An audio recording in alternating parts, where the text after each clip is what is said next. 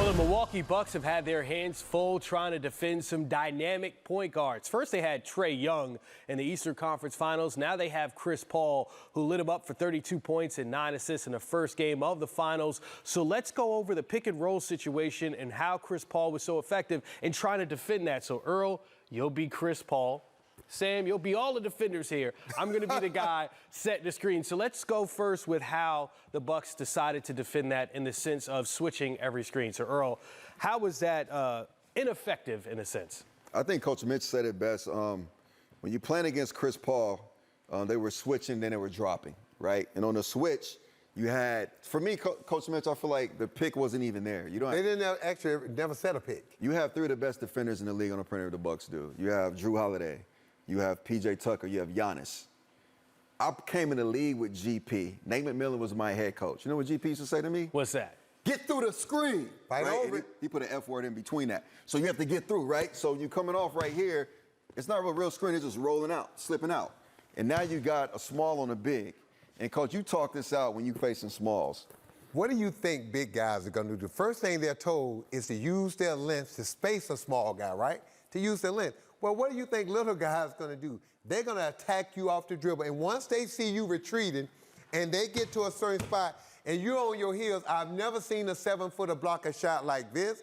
I've never seen him block a shot in his stance.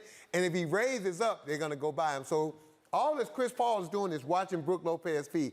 And when you see Brook Lopez back up and get on his heels like this, he's raising up. And now this is Brook Lopez trying to block Chris Paul's shot. And even though Chris Paul is on the 6 foot, you can't block a shot like this. So what Brook Lopez needs to do coming back, and what they did against Atlanta, they stopped that. Brook Lopez was here at the point of attack.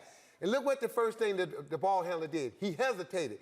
He reversed his dribble, and now it gives the defender a chance to get through the screen, and now Brook Lopez can retreat back with DeAndre Ayton to protect against the lob. But also, something to Coach Watson's point, they don't teach this anymore.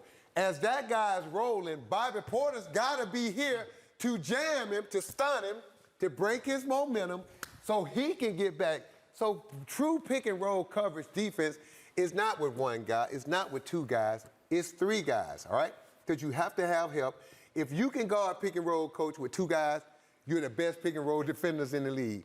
But most teams have to bring that third guy in, and that's the problem, because once that third guy has to help, the offensive team, if they're good and you got a guy like Chris Paul, he's either going to attack that center or he's going to find the open shooter. What you're saying we actually saw in the Hawks series against Trae Young. Of course, Trae Young got out to those amazing games at the start of the series, was injured during the series, but here's how the defense was effective. Watch this right here. Now, this is different. Watch P.J. Tucker. So now look at stop it.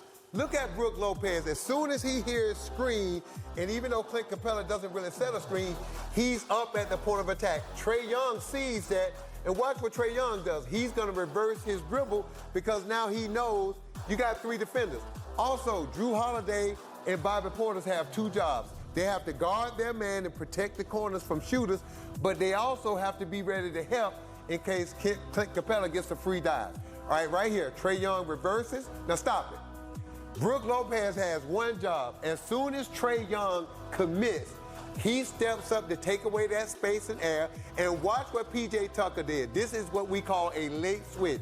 As soon as he sees Brook Lopez come up, P.J. Tucker is going to take that pass away from Clint Capella. And you saw Drew Holiday with a foot in the paint, and you saw Bobby Porter. So right there on that play, the Milwaukee Bucks actually had 4 guys defending in the high screen roll against 2 players.